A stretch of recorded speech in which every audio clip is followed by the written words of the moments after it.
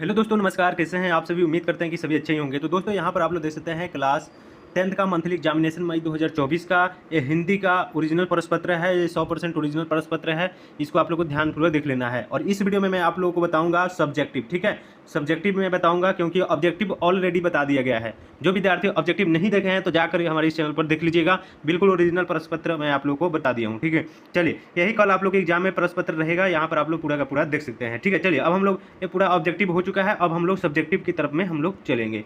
चलिए, सबसे पहला नंबर यहाँ पर सब्जेक्टिव स्टार्ट होता है। यहाँ पर देखिए दिया गया प्रश्न, यहाँ पर देख लीजिए। ये सब्जेक्टिव प्रश्न है हिंदी का क्लास 10th का। यहाँ पर देख लीजिए सभी विद्यार्थी। दिया गया कि प्रश्न 1 से 10 तक लघु उत्तरीय प्रश्न दिया गया है, जिसमें से 5 प्रश्नों का उत्तर देना है। मतलब 1 से 10 तक प्रश्न दिया रहेगा, जिसमें से आप लोगों को 5 कोई बना लीजिएगा, ठीक है। मैं आप लोग को 10 का 10 बना दिया गया है। जो भी मन करेगा वो बना दीजिएगा आप लोग, ठीक है। यहाँ पर देख लीजिए प्रश्न 1 दिया गया है कि मंगमा का अपनी बहू के साथ किस बात को लेकर विवाद था, ठीक है। एक क्वेश्चन हो गया और इसका आंसर यहाँ पर उत्तर दे दिया गया है, ठीक है। चलिए, मैं पढ़ के सुना देता हूँ। आप लोग को जल्दी जल्दी से अपना याद रख लीजिए या फिर नोट कर लीजिए। चलिए, देखिए यहाँ पर देखिए संसार का सच है कि सास और बहू दोनों एक दूसरे के अधीन होकर कोई कार्य न करे, इसको लेकर हमेशा संस्था होती रहती है। माँ बेटे पर से अपना अधिकार नहीं छोड़ना चाहती है और बहू पति को अपने बस में करना चाहती है। बहू ने किसी बात को लेकर अपने बेटे की पिटाई की। मंगमा ने अपने पोते की पिटाई से दुखी होकर बहू को खरी खोटी सुना दी। बेटे पर हक को लेकर मंगमा और उसकी बहू में कहा सुनी हुई थी, ठीक है। यही बात से विवाद था, ठीक है। जो विद्यार्थी का इसका पीडीएफ चाहिए, ठीक है ना, इसका पीडीएफ चाहिए सब्जेक्टिव का हिंदी का, तो वो सभी विद्यार्थी क्या कीजिए, व्हाट्सएप ग्रुप का लिंक डिस्क्रिप्शन दिया गया और टेलीग्राम का, तो वहाँ पर ज्वाइन कर लीजिएगा। जल्दी से जाकर ज्वाइन कर लीजिए। या फिर मेरा नंबर है 6207032720। ये मेरा व्हाट्सएप नंबर है। इस पर आप लोग को मैसेज करके व्हाट्सएप ग्रुप का लिंक मांग लेना है, ठीक है। तो वहाँ से भी ज्वाइन कर लीजिएगा, ठीक है। चलिए, अब हम लोग नेक्स्ट क्वेश्चन 2 नंबर क्वेश्चन की तरफ में चलते हैं, या फिर आप लोग वीडियो को रोक कर भी लिख सकते हैं, ठीक है। चलिए, यहाँ पर 2 नंबर क्वेश्चन देखिए, गुरु नानक की दृष्टि से ब्रह्मा का निवास कहाँ है। तो देखिए इसका आंसर यहाँ पर दिया गया है कि कवि के अनुसार ब्रह्मा का निवास प्रत्येक प्राणी के शरीर आत्मा में ही है। कहाँ है? तो आत्मा में ही है। इसका उत्तर हो गया, ठीक है। अब हम लोग 3 नंबर क्वेश्चन देखेंगे। दिया गया है कि मंगमा अपने बेटे बहू से अलग क्यों हो गई। तो देखिए इसका उत्तर दिया गया है कि मंगमा का अपनी बहू के साथ अधिकार को लेकर विवाद था। मंगमा अपने पोते और बहू पर भी अपना अधिकार बनाए रखना चाहती थी, जिससे बहू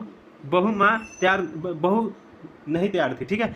और यही विवाद के कारण जो है वो अलग हो गई, ठीक है। चलिए, नेक्स्ट क्वेश्चन हम लोग देखेंगे। यहाँ पर 4 नंबर क्वेश्चन दिया गया है कि गुरु की कृपा से किस युक्ति की पहचान होती है। तो देखिए कवि के अनुसार गुरु कृपा ईश्वर भक्ति का मार्ग प्रशस्त होता है तथा संसार भवसागर से पार होने की युक्ति की पहचान हो सकती है, ठीक है। इसका उत्तर हो गया संसार रूपी। चलिए, अब चलता है नेक्स्ट क्वेश्चन। यहाँ पर देख लीजिएगा 5 नंबर क्वेश्चन दिया है कि लेखक भीमराव अंबेडकर की दृष्टि में इस युग में विडंबना की बात क्या है। चलिए, इसका उत्तर यहाँ पर दिया गया कि लेखक भीमराव अंबेडकर जी विडंबना की बात करते हुए कहते हैं कि इस युग में जातिवाद को पोषकों की कमी नहीं है, जिसका स्वरूप है कि जाति प्रथा श्रम विभाजन के साथ साथ श्रमिक विभाजन का भी एक रूप ले रखा है, जो अस्वाभाविक है, ठीक है। इसका उत्तर हो गया 5 का। 5 को बनाना ही है आप लोगों को। चलिए, यहाँ पर और सारा भी क्वेश्चन दिया गया है, पूरा का पूरा मैं आप लोगों को बता देता हूँ। उसके बाद में दीर्घ उत्तरीय प्रश्न बताएंगे। चलिए, 6 नंबर क्वेश्चन देखिए, एक बार आप लोग सभी विद्यार्थी लाइक कर दीजिएगा। हमारे चैनल पर नया है तो सब्सक्राइब भी कर दीजिएगा। देखिए कि मास्टर सेन साहब मैसेज सेंस को किस बात का गर्व था। चलिए, यहाँ पर देखिए दिया गया उत्तर कि सेन साहब की 5 लड़कियाँ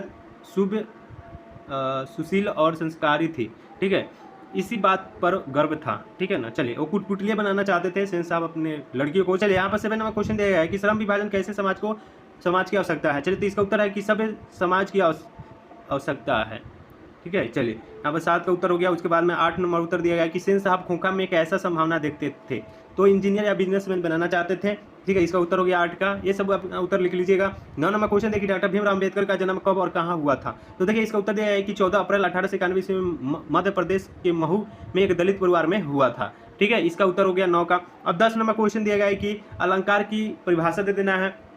चलिए, यहाँ पर दिया गया है कि काव्य की शोभा बढ़ाने वाले शब्दों को अलंकार कहते हैं, ठीक है। तो इसका मतलब उत्तर हो गया 10 का। तो 10 में 5 बना लीजिएगा आप लोग जो मन करे। अब चलिए, यहाँ पर देखिए दीर्घ उत्तरीय प्रश्न दिया गया है कि प्रश्न संख्या 11 से 15 तक दीर्घ उत्तरीय प्रश्न दिया गया है, जिनमें किन्हीं 3 प्रश्नों का उत्तर दे, प्रत्येक 5 अंक निर्धारित हैं। चलिए, इसका उत्तर देख लीजिए आप लोग, यहाँ पर दे दिया गया है। इसका क्वेश्चन यहाँ पर दिया गया है और इसका व्याख्या यहाँ पर किया गया है। चलिए, तो देखिए हम यहाँ पर क्वेश्चन पढ़ रहे हैं, आप लोग पढ़ते रहिए। देखिए यहाँ पर दिया गया कि हंस कौवा की जमानत में शामिल होने के लिए ललक गया, इसकी प्रसंग व्याख्या करो। ठीक है, तो इसको व्याख्या कर देना है, प्रसंग व्याख्या कर देना है। तो यहाँ पर पूरा व्याख्या कर दिया गया है, आप लोग यहाँ पर ध्यानपूर्वक पढ़ लीजिएगा। ठीक है, विख्यात कहानी नलिन बिलोचन शर्मा द्वारा लिखित कहानी विष के दांत शीर्षक पाठ से अवतरित है। इसमें लेखक ने खोका के बाल स्वभाव का उल्लेख किया है। लेखक का मानना है कि बच्चों में मान सम्मान की कई भी संभावना नहीं होती है, वे तो स्वभाव से ही लेख प्रिय होते हैं और अपनी इसी खेल प्रिय के कारण खोका उन औरतगद लड़कों के आदत से लाचार होने के कारण वह बड़े रोग के साथ, देखिए यहाँ पर उत्तर दिया गया, आप लोग पूरा पढ़ लीजिएगा। ठीक है ना, पूरा हम नहीं पढ़ सकते हैं, यहाँ पर 12 का उत्तर पूरा यहाँ पर दे दिया गया, तो यहाँ पर आप लोग इसको स्क्रीनशॉट ले लीजिएगा। ठीक है, तो पूरा का पूरा यहाँ पर मैं आप लोगों को बता दिया, ऑब्जेक्टिव सब्जेक्टिव। ठीक है, तो इस वीडियो को ज़्यादा से ज़्यादा लाइक कीजिए, शेयर कीजिए अपने दोस्तों में। जो भी आपका दोस्त एग्जाम दे रहा है तो उसके पास शेयर जरूर कर दीजिएगा। ठीक है, और इसी प्रकार से संस्कृत का भी क्वेश्चन जस्ट अगर लेट से आप लोग देख रहे होंगे तो डला गया होगा, और आप लोग अभी देख रहे हैं तो डलाएगा, तो आप लोग सब्सक्राइब कर लीजिएगा। ठीक है, चलिए, थैंक यू।